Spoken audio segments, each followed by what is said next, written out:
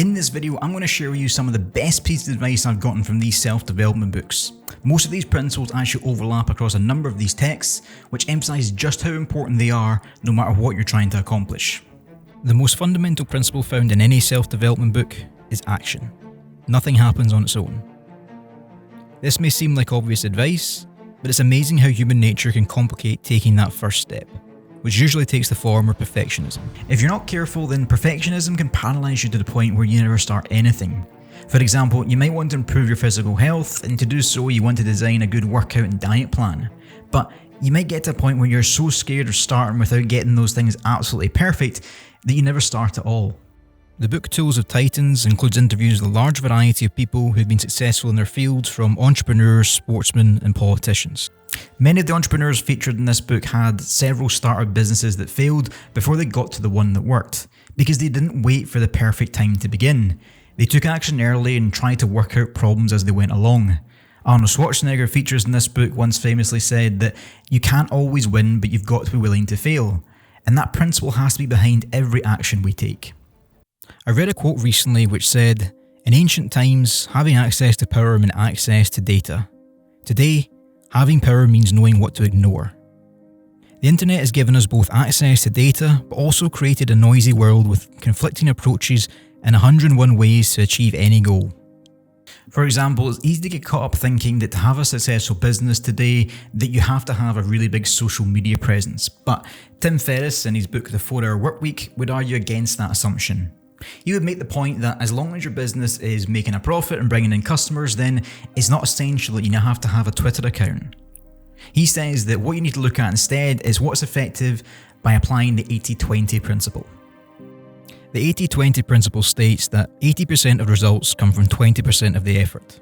So for example, if you sold 100 different types of shoe in a shop and you found that 80% of your profits only came from 20 types of shoe, then Ferris would argue that you should stop selling the other 80 and simply focus on those 20 because they're the ones bringing in the bulk of your profit. Stephen Covey, in his book The 7 Habits of Highly Effective People, touches on this point through his concept of the circle of influence.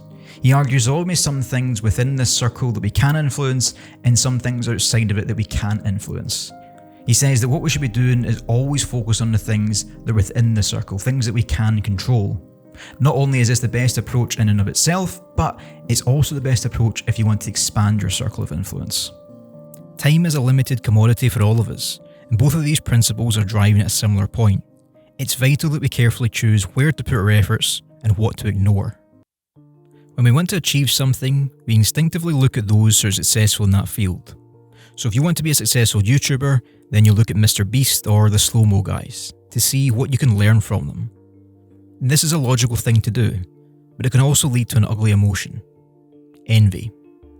After a while, you can find yourself thinking that you're never going to make videos as good as the slow-mo guys because you can't afford all this fancy camera equipment that they have. Or, of course, Peter McKinnon takes great photographs. He lives in Canada. It's one of the most beautiful countries in the world.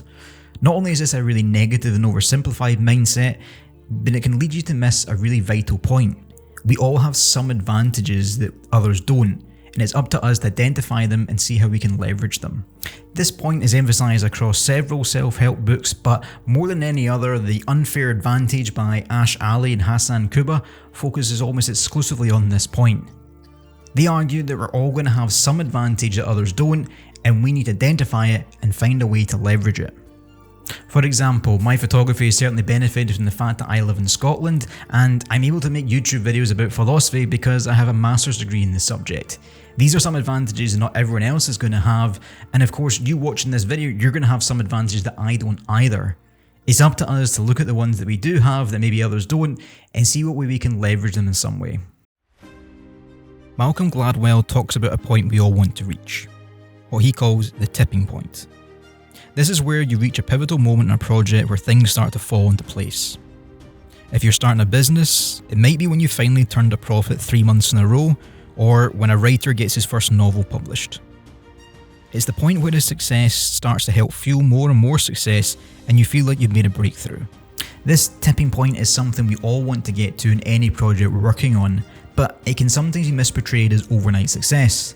For example, a writer might become famous over the course of a few months, but it may have taken him 10 years to get to that point with multiple rejections from publishers. It's easy for us to get obsessed with reaching this tipping point as soon as possible. We want to get in shape and start seeing a six-pack as quick as we can, but this leads to rushing things and disappointment. This is where an important principle comes into play. We have to end up making gradual steps towards this tipping point rather than trying to push there all at once. And it's best summed up by James Clear in his book Atomic Habits. Clear argues that what we should be looking to do is make a 1% improvement every day rather than making a big massive improvement all at once. So when you go to the gym to get in shape, then just aim for that 1% over the short term and you'll see big improvements over the long term. This is better than following a workout program that promises a six-pack in 6 weeks.